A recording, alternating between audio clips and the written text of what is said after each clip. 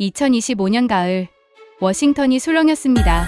트럼프 전 대통령의 최측근이자 전 백악관 안보회의 비서실장이었던 프레드 플라이츠가 트럼프는 한국의 핵무장을 지지할 것이라고 공개 발언한 것입니다.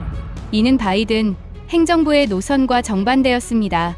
바이든이 한국의 핵무장은 위험하다고 했던 반면 트럼프는 북한이 핵을 가진 이상 한국도 가질 수 있다고 강조했습니다.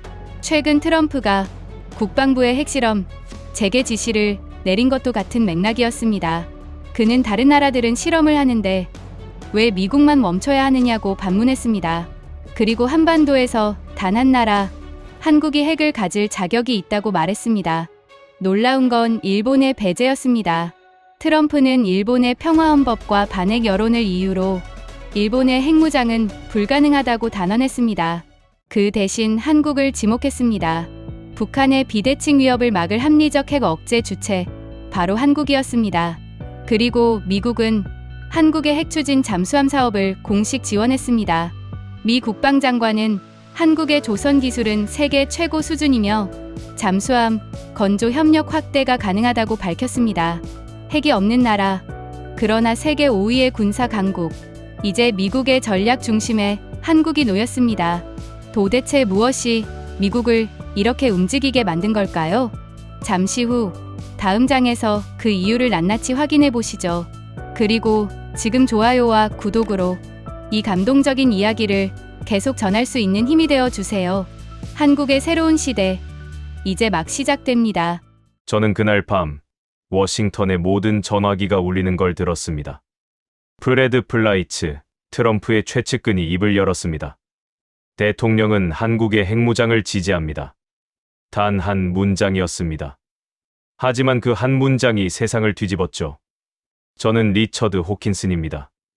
백악관 국가안보회의에서 30년을 보냈고 동북아 안보 담당 선임보좌관으로 일했습니다.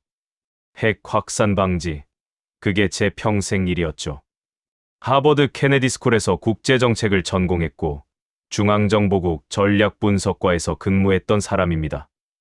냉전의 잔재를 꿰뚫어봤고 전략의 눈으로 세상을 읽어왔던 제가 그날 모든 믿음이 흔들리는 걸 느꼈습니다. 프레드 플라이츠는 백악관 국가안보회의 비서실장 출신이었습니다. 트럼프 대통령의 최측근 중 한 명이었고 그의 말 한마디 한마디는 단순한 개인 의견이 아니라 백악관의 숨겨진 의중을 드러내는 신호탄과 같았죠. 그가 공개석상에서 저런 발언을 했다는 건 이미 내부적으로 상당한 논의가 진행되었다는 뜻이었습니다.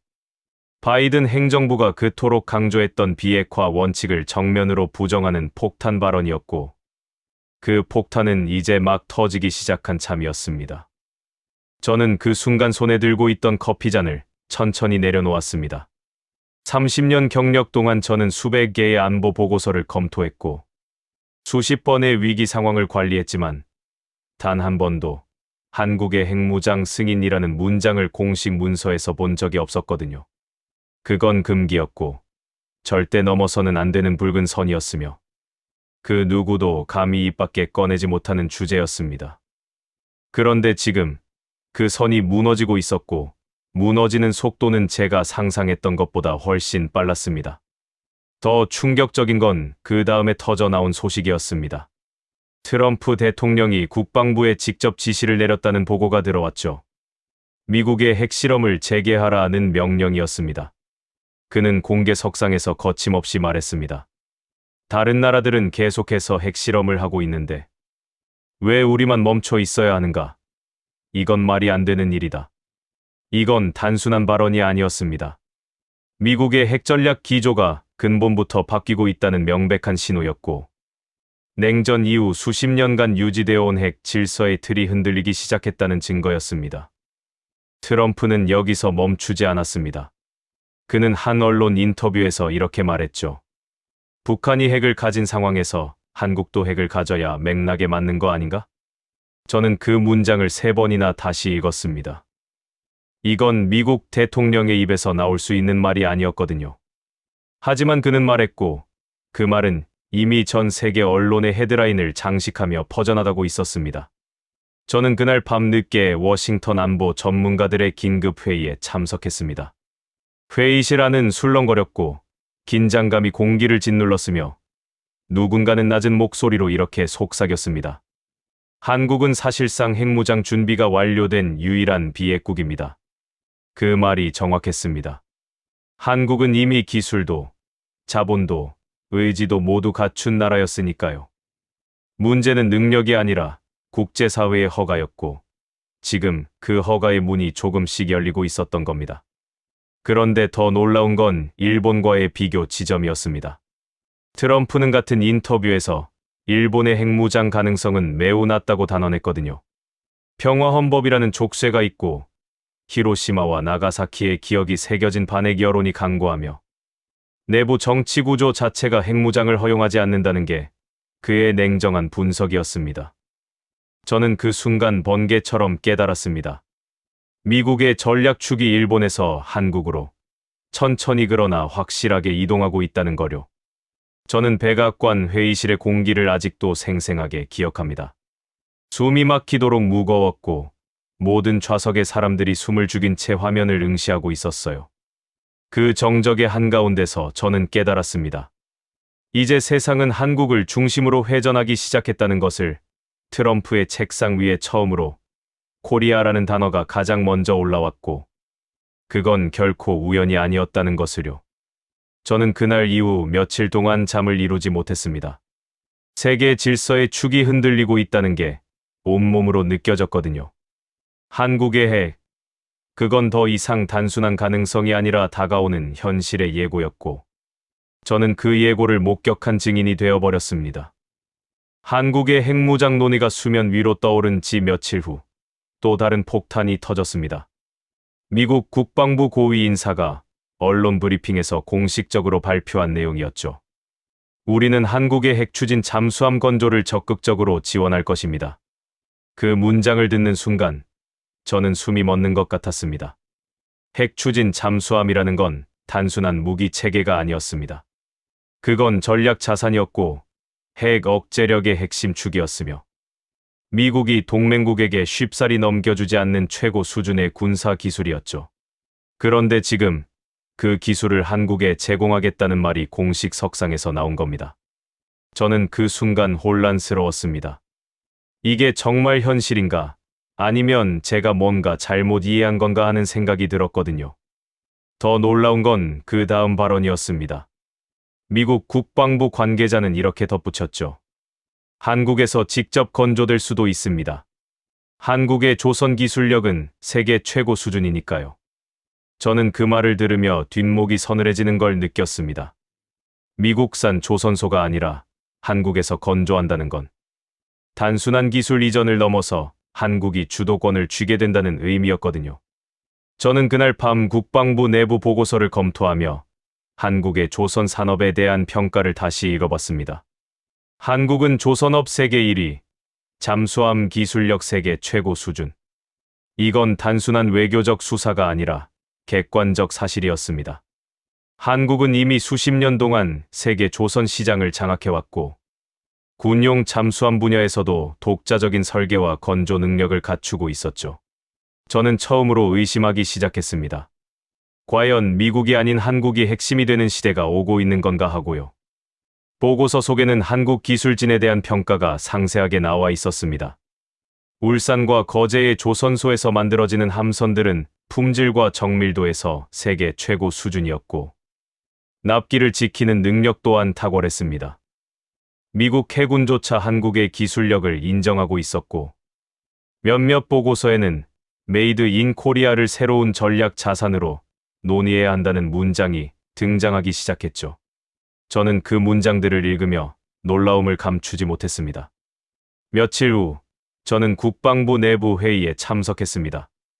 회의실 안은 고위 장성들과 정책 기반자들로 가득 차 있었고 스크린에는 한국의 핵잠 건조 계획이 상세하게 펼쳐져 있었습니다. 누군가 질문했습니다.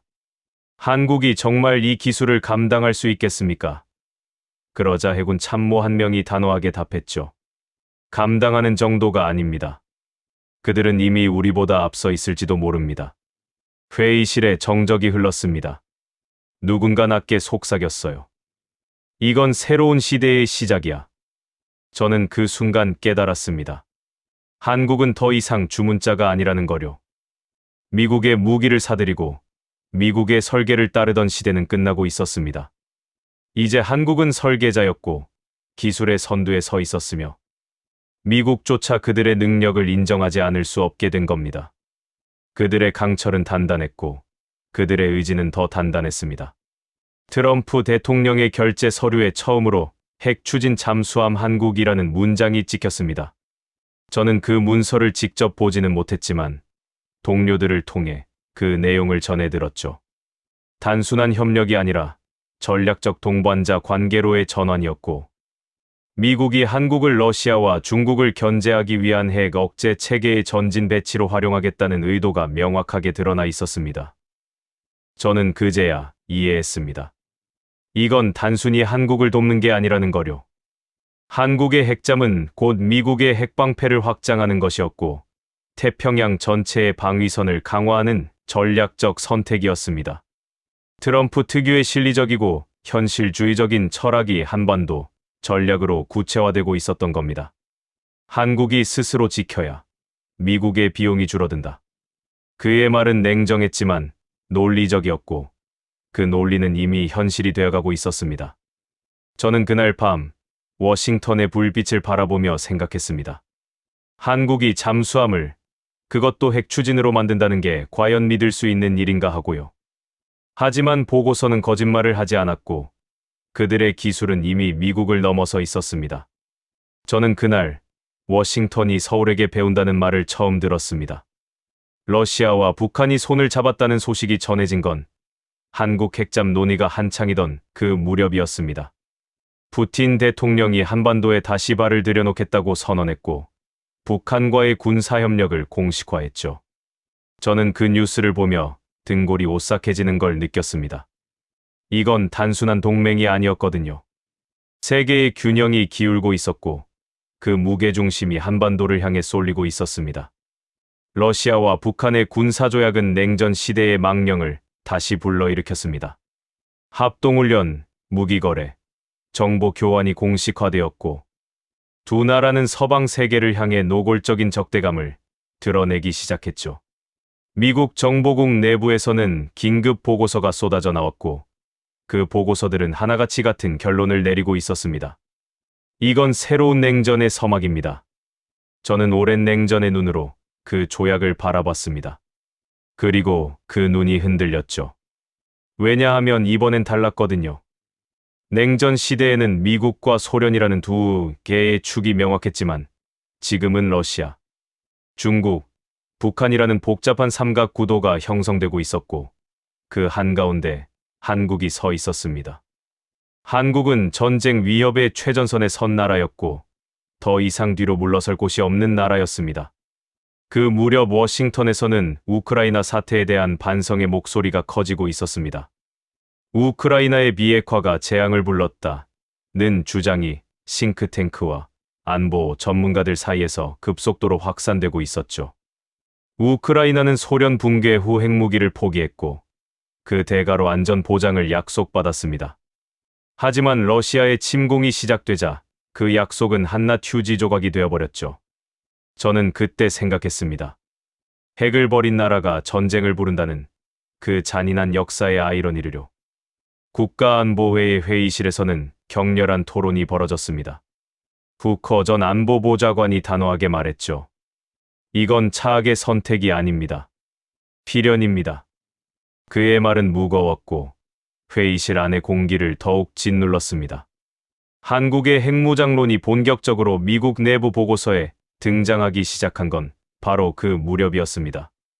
러시아와 북한의 결탁 이후 반대 여론조차 급속도로 무너지고 있었죠.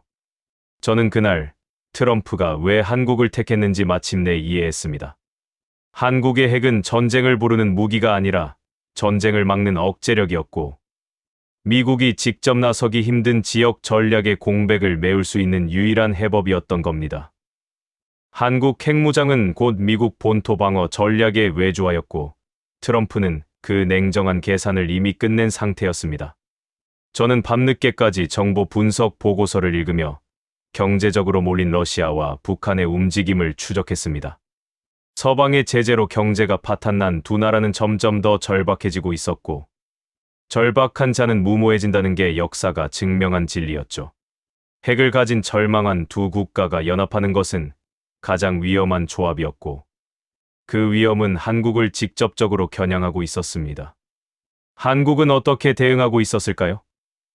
저는 한국군의 움직임을 면밀히 관찰했습니다. 한미 연합훈련이 강화되었고 국방 예산이 증액되었으며 자체 위성 감시 체계가 확대되고 있었죠. 그들은 두려워하지 않았다. 오히려 준비하고 있었다는 게 제 동료 분석관의 평가였습니다. 공포의 시대에 침착할 수 있는 나라는 많지 않은데 한국은 그중 하나였던 겁니다. 저는 그날 밤 워싱턴의 모니터 앞에 앉아 한반도 상황을 실시간으로 지켜봤습니다. 붉은 점들이 북쪽에 찍혀 있었고 러시아 군함의 이동 경로가 표시되어 있었으며 긴장감이 화면 너머로 전해졌죠. 그런데 신기한 건 서울은 고요했다는 겁니다. 전쟁의 그림자가 드리워진 땅 위에서 사람들은 여전히 일상을 살아가고 있었고 그 평온함 속에는 오히려 강인함이 숨어 있었습니다. 저는 그때 마침내 깨달았습니다. 한국이 핵을 가지는 순간 오히려 전쟁은 멈출 것이라고요. 억제란 힘이 아니라 의지의 또 다른 이름이었고 한국은 그 의지를 이미 증명하고 있었습니다. 나는 그날 이후 내 보고서에 새로운 문장을 추가했습니다. 한국은 이미 시험을 통과하고 있다. 이건 단순한 위기가 아니었습니다. 시험이었고 한국은 그 시험대 위에서 흔들리지 않고 서 있었습니다. 오바마 대통령과 아베 신조 총리가 함께 만들어온 청사진이 있었습니다. 동북아시아의 중심은 일본이다 라는 확고한 믿음이었죠. 그 믿음은 수십 년간 미국 외교 정책의 근간이었고 누구도 감히 의심하지 않는 절대적 원칙처럼 여겨졌습니다. 일본 외교는 트럼프 행정부 초기까지도 자신만만했고 아베 총리는 트럼프와의 개인적 친분을 과시하며 절친 외교를 펼치고 있었죠. 저는 그 모습을 지켜보며 생각했습니다. 과연 이 구도가 영원히 지속될 수 있을까 하고요. 그런데 트럼프는 오바마의 모든 정책을 부정하기 시작했습니다. 기후 협약을 탈퇴했고 이란 핵 합의를 파기했으며 비핵화 개념 자체를 정면으로 뒤집었죠. 그는 오바마가 2번이나 거부했던 항목들을 하나씩 승인하기 시작했고 그중 가장 충격적인 것이 바로 한국에 대한 미사일 지침 해제였습니다. 오바마는 한국의 미사일 사거리 제한을 고집했지만 트럼프는 단 2번의 결재로 그 제한을 완전히 풀어버렸죠. 저는 그 결정이 내려지던 날을 선명하게 기억합니다. 백악관 브리핑룸 스크린에 처음으로 코리아 프라이어리티라는 문장이 떠올랐고 회의실 안은 술렁거렸습니다. 누군가 속삭였죠. 이건 일본에 대한 배신 아닙니까?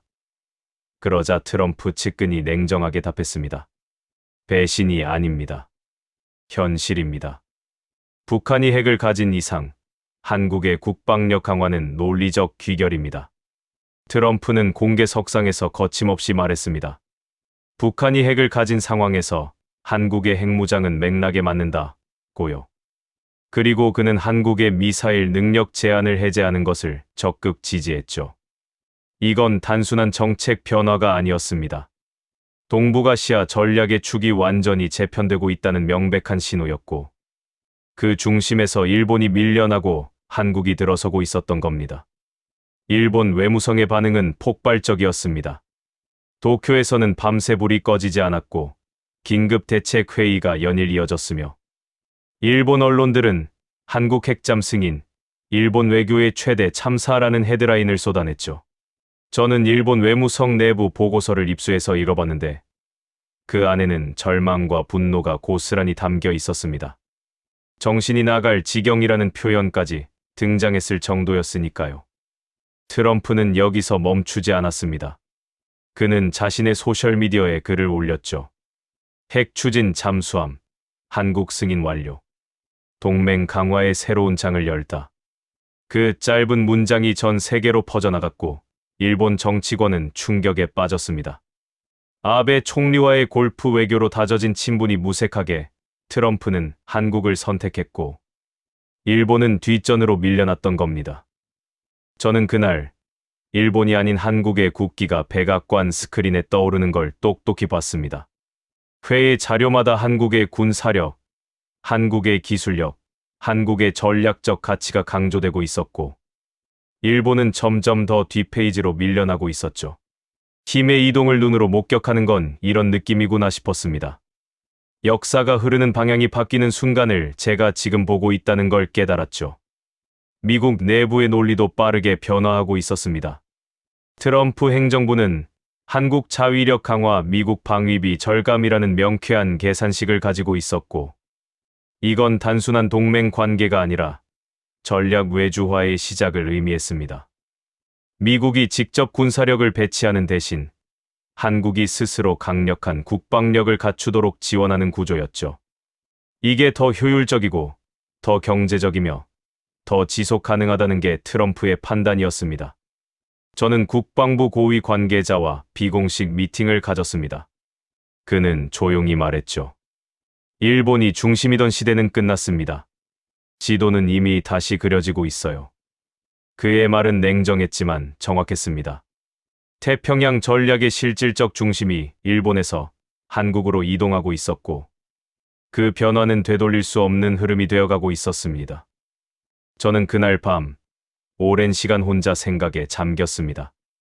오바마가 금지했던 문서에 트럼프는 단 2번의 서명만 남겼고, 그 서명이 동북아시아의 판도를 완전히 바꿔놓았습니다. 한국은 더 이상 보호받아야 할 약소국이 아니었고, 일본은 더 이상 유일한 파트너가 아니었습니다. 저는 그날 아시아의 새로운 심장이 뛰기 시작하는 소리를 들었습니다. 그 심장은 서울에서 고동치고 있었습니다. 핵은 없지만 한국은 세계 5위권 군사력을 보유한 나라였습니다. 저는 그 사실을 알고 있었지만 제대로 이해하지는 못했던 것 같습니다. 숫자로만 봤을 뿐 그 숫자가 의미하는 실체를 깊이 들여다보지 않았던 거죠. 하지만 한국 핵무장 논의가 본격화되면서 저는 한국의 군사력을 다시 분석하기 시작했고, 그 과정에서 놀라운 사실들을 발견하게 되었습니다. 한국은 첨단 미사일 기술을 보유하고 있었고, 전자전 능력은 세계 최고 수준이었으며, 조선산업 기반의 잠수함 기술력은 누구도 부정할 수 없는 수준에 도달해 있었습니다. 모든 것이 핵을 가질 자격을 증명하고 있었죠. 저는 처음으로 인정했습니다. 한국은 이미 스스로를 방어할 힘을 가진 나라였다는 거요. 문제는 능력이 아니라 국제사회의 승인이었고, 그 승인의 문이 이제 열리기 시작한 겁니다. 트럼프의 논리는 단순 명쾌했습니다. 스스로 지켜야 강하다. 그의 철학은 복잡한 외교적 수사 없이 본질만 남아 있었고, 그 철학이 한국을 변화시키고 있었습니다. 미국의 보호 아래 안주하는 동맹국이 아니라 스스로 일어서서 싸울 수 있는 독립적 전략 파트너로 한국을 재정의하고 있었던 거죠. 저는 그 변화의 물결을 온몸으로 느끼고 있었습니다. 하지만 미국 내부에는 반대 세력이 있었습니다. 군수산업계와 의회 보수파는 한국의 자체 핵무장을 달가워하지 않았죠. 이유는 간단했습니다. 한국이 자체적으로 핵무장을 하면 미국 무기 수입이 줄어들 것이고, 그건 곧 막대한 경제적 손실을 의미했으니까요. 로비스트들은 백악관과 국방부를 오가며 반대의 의견을 쏟아냈고, 일부 의원들은 공개석상에서 우려를 표명했습니다. 그러나 러시아와 북한의 군사조약이 체결된 이후 반대 여론은 급속도로 무너지기 시작했습니다. 현실이 이론을 압도해버린 겁니다. 동북아시아의 안보 환경이 급격히 악화되고 있었고, 미국이 모든 걸 책임질 수도 없는 상황에서 한국의 자위력 강화는 선택이 아니라 필수가 되어버렸죠. 경제적 이익보다 전략적 생존이 우선이었고, 워싱턴의 분위기는 빠르게 전환되고 있었습니다. 저는 한국 방산산업에 대한 보고서를 집중적으로 검토했습니다. 한국은 세계 무기 수출 순위에서 눈에 띄게 상승하고 있었고, 특히 대포, 전차, 전투기 같은 핵심 무기 체계에서 놀라운 성과를 보이고 있었습니다. 폴란드, 호주, 중동 국가들이 한국산 무기를 선택하고 있었고 그들의 평가는 한결같았습니다. 품질이 우수하고 가격이 합리적이며 납기가 정확하다. 수입이 아니라 창조로 싸우는 나라. 그게 한국이었습니다. 미군 분석 보고서에는 더욱 놀라운 내용이 담겨 있었습니다. 한국의 킬체인 시스템, 미사일 방어 체계, 위성 감시 네트워크가 통합적으로 운영되고 있었고 그 효율성은 미국 군사 전문가들조차 감탄할 수준이었다는 평가였죠. 트럼프는 한 인터뷰에서 이렇게 말했습니다. 한국은 우리보다 빠릅니다. 그들은 기다리지 않아요. 그 말이 정확했습니다. 저는 동료 분석관과 함께 울산 조선소에 대한 영상 자료를 검토했습니다. 거대한 선박들이 정밀하게 조립되고 있었고 용접 하나하나가 완벽에 가까웠으며 그 속도는 경이로웠습니다. 저는 수많은 무기를 봐왔지만 이런 나라의 정신력은 처음이었습니다. 그들의 강철은 철보다 단단했고 그들의 기술은 바다보다 깊었습니다. 한국의 함선은 단순한 금속 덩어리가 아니었습니다. 그건 의지였고 자부심이었으며 수십 년간 쌓아온 기술력의 결정체였죠. 핵이 없어도 그들은 이미 세계가 인정하는 강국이었고 미국조차 그들의 능력 앞에서 고개를 숙이고 있었습니다. 저는 그날 밤 제 보고서에 새로운 문장을 추가했습니다. 핵은 없어도 그들은 이미 핵국가다. 저는 처음으로 한국이라는 나라를 두려워했습니다. 하지만 그 두려움은 곧 존경으로 변했죠. 핵이 아닌 의지, 폭탄이 아닌 기술, 위협이 아닌 책임감으로 스스로를 지키는 나라를 보면서 저는 깨달았습니다. 핵보다 강한 건 바로 이런 정신이라는 거요. 그것이 이 나라의 진짜 무기였고 그 무기는 결코 녹슬지 않을 것이었습니다. 러시아와 북한의 군사 협력이 심화되고 있다는 첩보가 연일 워싱턴으로 들어왔습니다. 합동훈련이 진행되고 있었고 무기 거래가 공공연하게 이루어지고 있었으며 정보 교환 체계까지 구축되고 있었죠. 저는 정보국에서 올라온 보고서를 읽으며 불안감이 커지는 걸 느꼈습니다. 러시아의 깃발이 북쪽에 걸렸고 공기 자체가 바뀌고 있었습니다. 이건 단순한 외교적 제스처가 아니었습니다. 실질적인 군사 동맹이 형성되고 있었고 그 칼날은 한반도를 향해 있었습니다. 서방 세계의 경제 제재로 러시아와 북한은 점점 더 절박해지고 있었습니다. 러시아 경제는 파탄 직전이었고 북한은 식량 부족으로 고통받고 있었으며 두 나라 모두 국제사회로부터 고립되어 있었죠. 역사가 증명하듯 절박한 자는 무모해집니다. 등 뒤에 몰린 야수가 가장 위험한 법이고 핵을 가진 절망한 두 국가가 손을 잡는 것은 최악의 조합이었습니다. 저는 밤마다 시나리오 분석을 했지만 어떤 결과도 낙관적이지 않았습니다. 한국은 어떻게 반응하고 있었을까요? 저는 한국군의 움직임을 면밀하게 추적했습니다. 한미 연합훈련이 전례 없는 규모로 강화되었고 국방 예산이 대폭 증액되었으며 자체 위성 감시 체계가 하루가 다르게 확대되고 있었죠. 한국 합참은 밤낮 없이 경계 태세를 유지했고 대통령 집무실에서는 안보 회의가 연일 이어졌습니다. 그들은 두려워하지 않았습니다. 오히려 침착하게, 조용히, 그러나 단호하게 움직이고 있었습니다. 제 동료 분석관은 한국의 대응을 이렇게 평가했습니다. 그들은 공포에 떨지 않습니다. 준비하고 있을 뿐입니다. 그 말이 정확했습니다.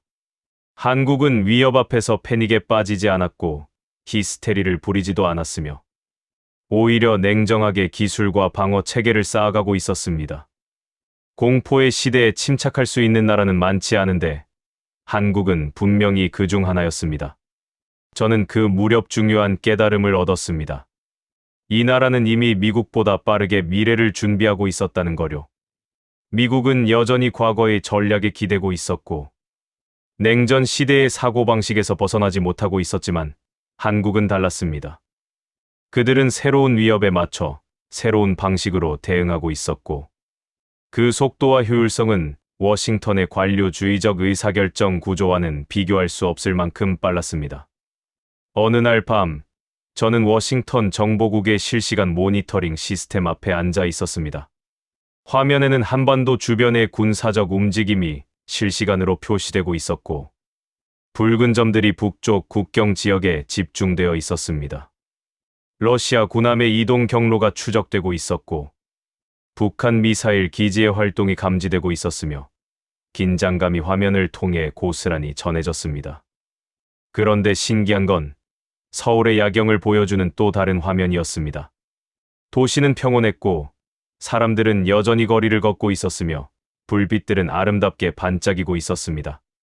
저는 그 대조적인 장면을 보며 전율을 느꼈습니다. 전쟁의 그림자가 드리워진 땅 위에서 한국 사람들은 여전히 일상을 살아가고 있었습니다. 그게 무지에서 나온 평온함이 아니라는 걸 저는 알고 있었습니다. 그들은 위협을 알고 있었고, 위험을 인식하고 있었지만, 그럼에도 불구하고 흔들리지 않는다는 선택을 한 겁니다. 그 평온함 속에는 오히려 강철 같은 강인함이 숨어 있었고, 그게 진짜 강국의 모습이라는 걸 저는 그제야 이해했습니다. 저는 처음으로 인정했습니다.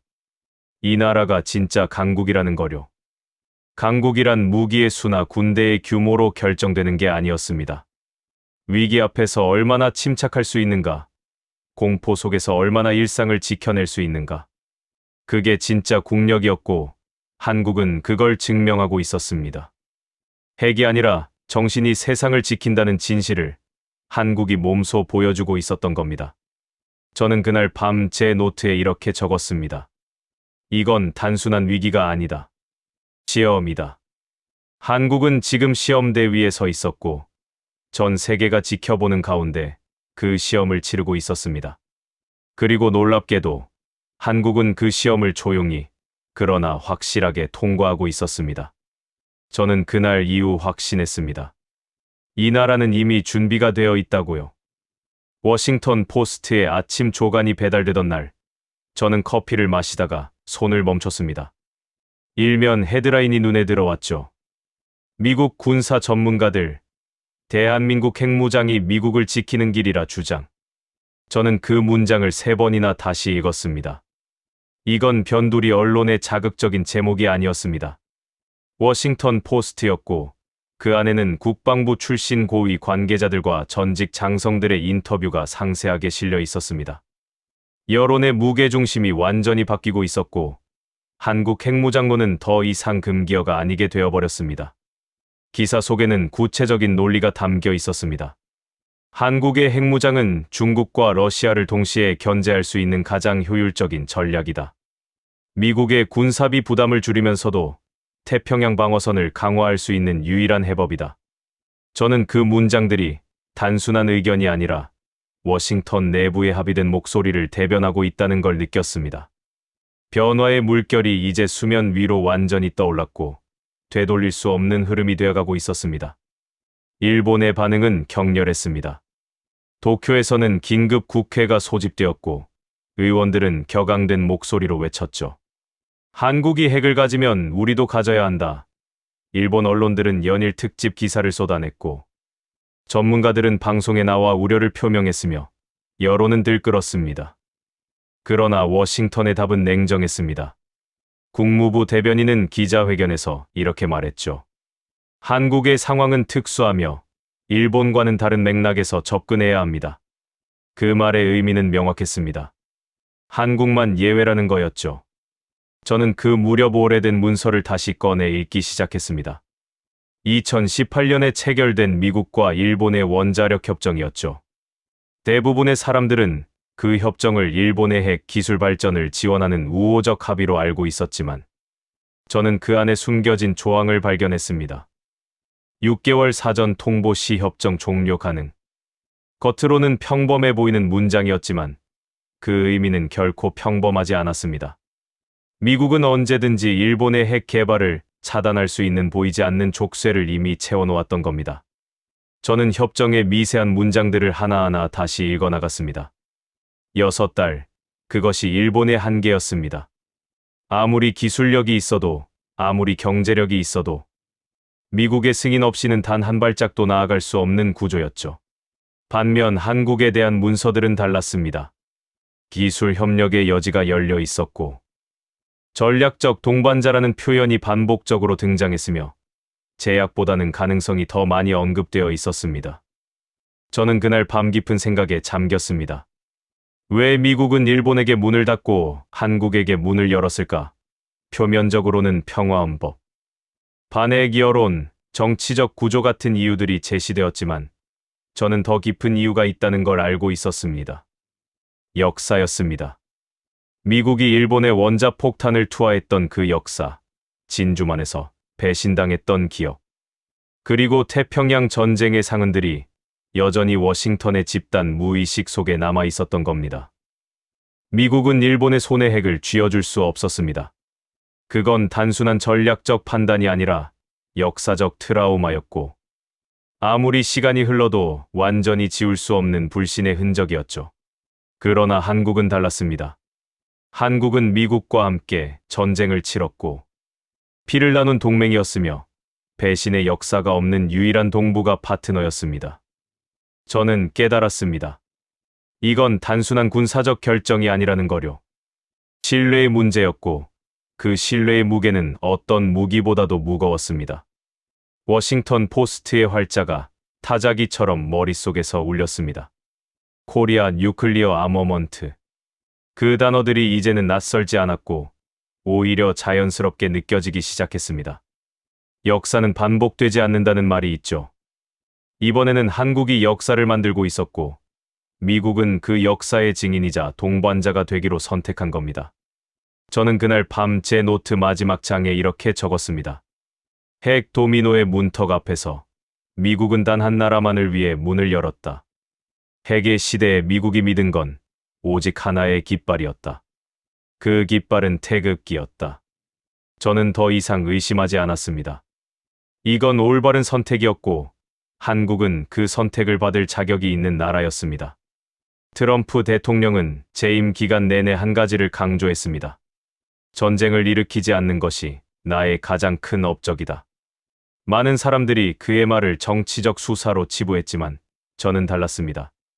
저는 그가 진심이라는 걸 알고 있었고 그 진심이 어떻게 구체적인 정책으로 구현되는지 지켜봐왔으니까요.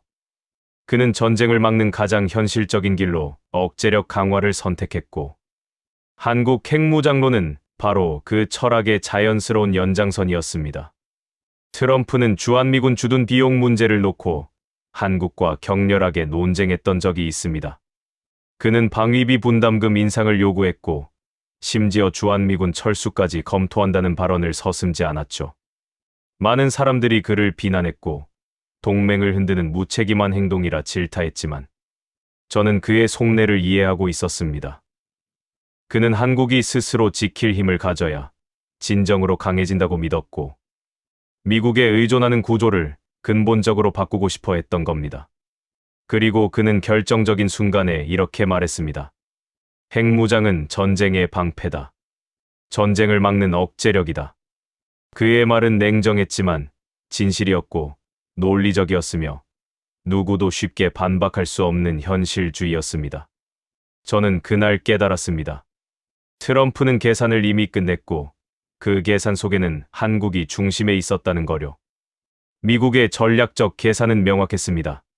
한국 핵무장은 곧 미국의 군사비 절감을 의미했고 동시에 태평양 방위선을 강화하는 효과를 가져올 수 있었습니다. 핵 도미노 방지라는 명분 아래 한국만을 단독으로 승인하는 구조를 만들면 중국과 러시아를 동시에 견제할 수 있는 완벽한 전략적 배치가 완성되는 겁니다. 이건 외교가 아니라 수학이었고 완벽한 방정식이었으며 트럼프는 그 방정식을 풀어낸 유일한 지도자였습니다. 저는 그 무렵 제 입장을 완전히 바꾸기로 결심했습니다. 저는 한때 한국 핵무장의 가장 강력한 반대자였습니다. 수십 년 동안 핵 확산 방지를 외쳐왔고 한국의 핵무장은 절대 허용될 수 없다는 보고서를 수없이 작성해왔죠. 그러나 이제는 확신합니다. 한국의 핵은 세상을 위협하는 게 아니라 세상을 지킬 것이라고요.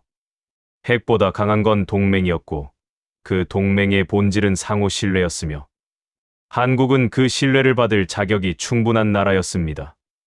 저는 최종 보고서를 작성하기 시작했습니다. 제목은 아이언 얼라이언스 핵보다 단단한 동맹이었습니다.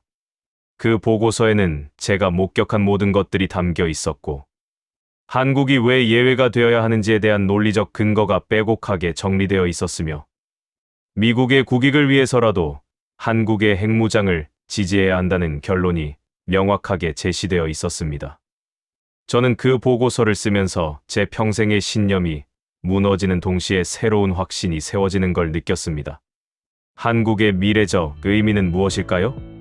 한국은 단순한 동맹국이 아니라 핵질서의 새로운 중심축이 되어가고 있었습니다. 미국이 더 이상 일방적인 보호자가 아니라 동등한 파트너로서 한국과 관계를 재정해야 하고 있었고, 그건 태평양 전체의 전략 지형을 바꾸는 역사적 전환점이었습니다.